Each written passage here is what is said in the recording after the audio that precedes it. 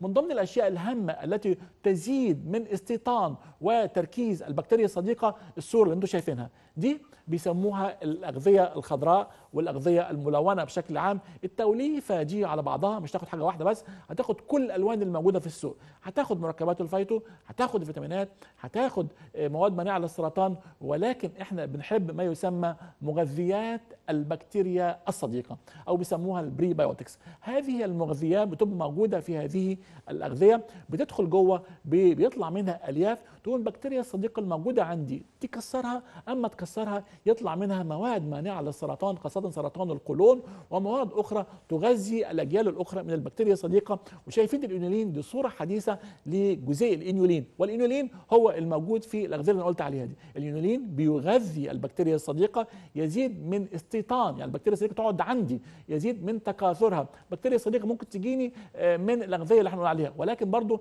الطفل لما بيتولد بياخد بكتيريا صديقة من أمه عشان بقى تزيد وعشان تستوطن وعشان على مدى الأجيال وعلى مدى المراحل العمرية كلها يبقى عندي. يبقى أنا عايز الإنيولين ده أوفره زي ما احنا قلنا من الأغذية اللي فيها ألياف، والصورة اللي عرضناها كل حاجة فيها ألياف، كل حاجة ما أحيانا ما بتجذبها بالنسبة لي، ما بتجذبنيش عشان يقول لك أنا ليه بيبقى صعب على أسناني، أنا ما اتعودتش عليها، دي ناشفة دي جافة. لا، خدها وكلها بس على شرط كلها على مهلك، والأطفال الصغار قطعها لهم قطع صغيرة عشان يتمتعوا بكلمة ألياف.